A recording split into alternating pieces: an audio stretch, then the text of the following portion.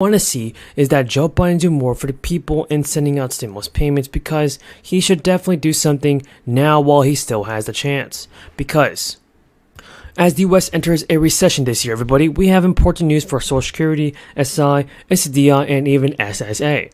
They have proposed a brand new stimulus program. When I say they, I'm talking about Democrats and Republicans. They will allocate billions of dollars towards new relief. Some Americans will receive these checks automatically, while others are going to have to a little bit more action. So there is a little less than a month before Colorado residents, even who file their taxes, receive this extra money. The Colorado Cashback Program, for instance, will give taxpayers who filed their 2021 taxes by October 17th, $750 by the end of this month of January. Eligible couples will get $1,500, and even the governor, who signed the law in May, is set to return the money to taxpayers, as he originally intended for the payment to be $400 for individual filers and $800 for couples. According to the Colorado Department of Revenue, the amount was increased due to excess state revenue. The payment arriving by the end of the month will be for state residents who filed an extension, and the first round of payments was for people who had filed their taxes by June 30th and paid to residents September 30th payments. So, example of this is what I'm talking about, and when Colorado residents, they must be 18 or older by the end of this year to claim this free stimulus credit. Free stimulus credit, folks, because if a taxpayer who's eligible to receive this check owes any money to the government, like a child support or unpaid parking tickets, well, the rebate amount will decrease. Also, everybody, President Biden and top lawmakers fanned out across the country this week to visit bridges that are said to be prepared with new infrastructure money. President stopped at, for instance, the Brent Spence Bridge, which crosses the Ohio River, connecting Connecticut and Kentucky.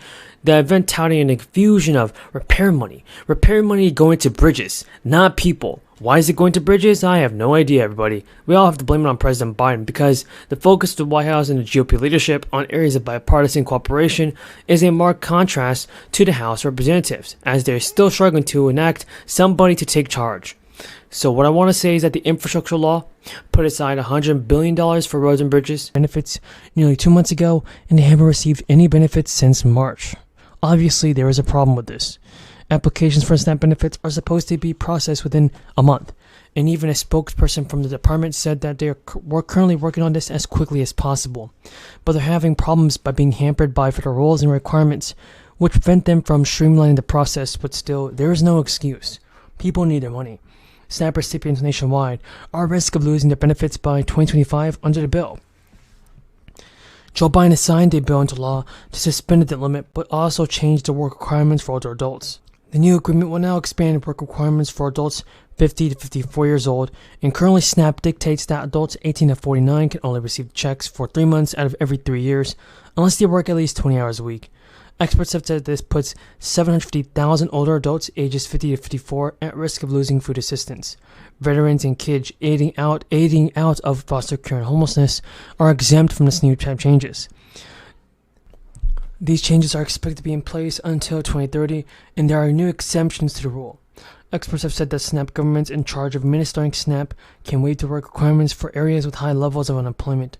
SNAP departments in Pennsylvania, for instance, New Jersey have already planned to apply for new waivers depending on what the USDA will allow.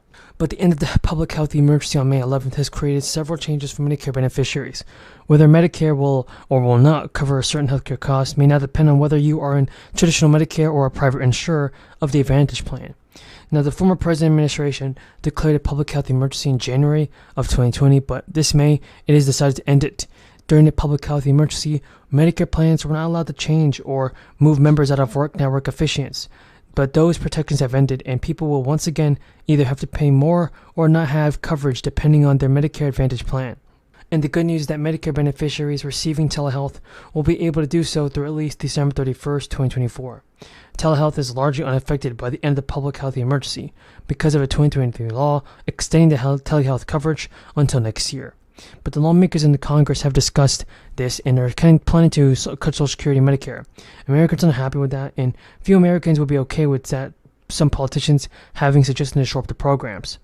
80% say they oppose reducing the size of Social Security benefits, and 67% are raising against Social Security Administration. There are more than 334,000 beneficiaries here in Palm Beach County. Seniors are the most vulnerable because they have no way of making more money. The complex offers seniors assistance where it can, but the property manager says he's never seen so many of their tenants struggling to pay their bills. What do you choose, food or rent? Charitable organizations now come by weekly to hand out food. And today, the line to get food was substantial. So, shocking news, you can expect more stimulus checks very soon. It's because Congress is discussing an action plan to address inflation again and help the people on low income. So we know that direct monthly payments are going to be sent out this month. Senior citizens and millions of other people in the United States will soon get their biggest benefit since '81, with the pension program set to deliver an 8% cost of living increase next year. Folks, for according to the Social Security Administration, this annual cost of living adjustment takes effect with December benefits and the payments will be made in January.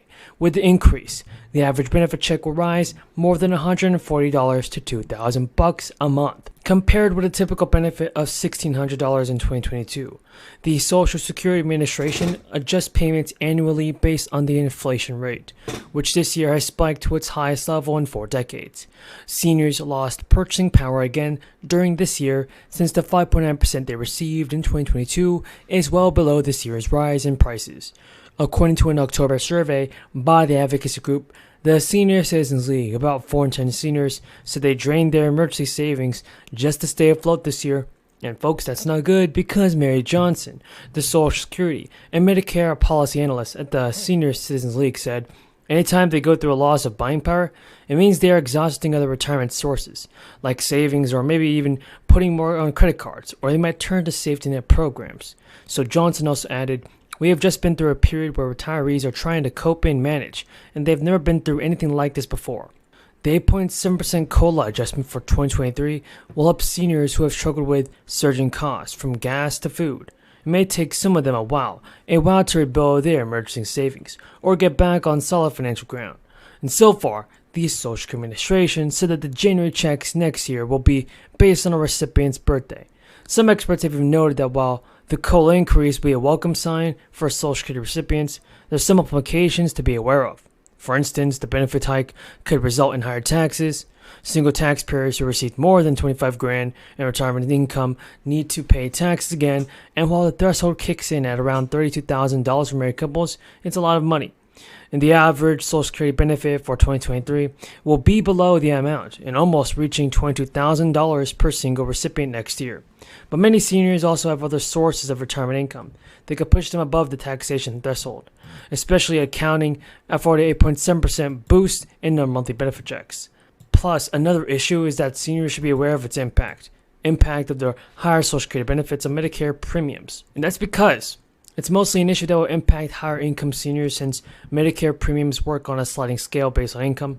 Seniors who are single, for instance, and have an income of less than $97,000, along with those who are married with income above $194,000, will pay the standard Medicare premium of $164. But seniors who earn over those thresholds will pay higher Medicare premiums, ranging from about